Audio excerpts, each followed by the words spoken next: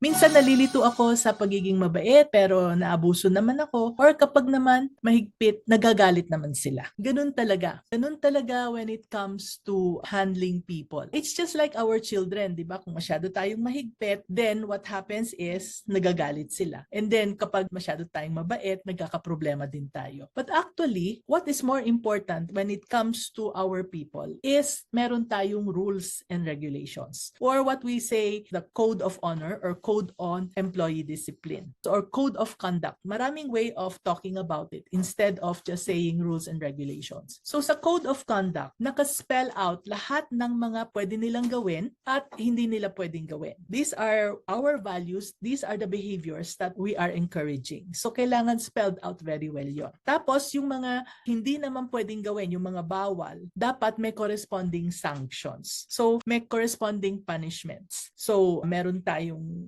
first offense ay oral reprimand, tapos written reprimand sa second offense. Sa third offense is suspension. Sa fourth offense is termination. Kung simple lang yung kanilang offenses, no? Yung simple lang yung kanilang violations. But then there are many offenses na medyo importante na hindi pwedeng ma-violate. So hindi na tayo nag-uumpisa sa mga oral reprimand and all, no? Diretso na tayo kung minsan sa written reprimand, suspension, and then termination. Or meron tayong tinatawag na grave offenses na first offense pa lang, halimbawa nagnakaw, halimbawa nanuntok ng customer or sinuntok yung mga kapwa employees. These are called grave offenses na sa first offense pa lang ay dapat meron na silang termination. Yun na yung punishment. Now, what is important? Kasi marami akong naging mga coaching clients na meron silang written code of conduct. Kaso ang problema, they are so nice that hindi nila ini-implement. Kaya yung code of conduct parang naging piece of paper na lang. Yung code of conduct ay hindi sineseryoso ng mga employees. And therefore,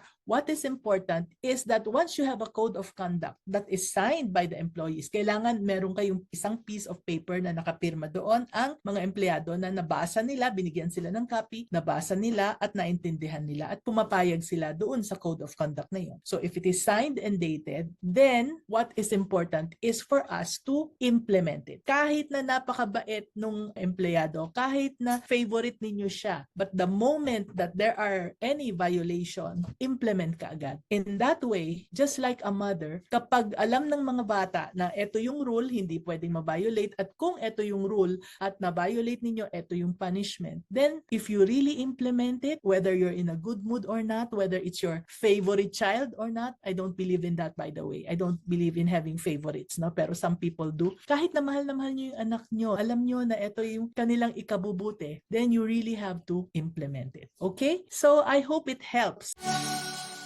So, if that was helpful and you want more business tips, then click the link in the description below to sign up for my weekly newsletter. And you'll get free access to exclusive insights, private questions and answers, and inspiring episodes delivered from my heart to yours straight to your inbox. This is Mommy N, your Mommy Negosyo, saying, be business-minded, Pinoy!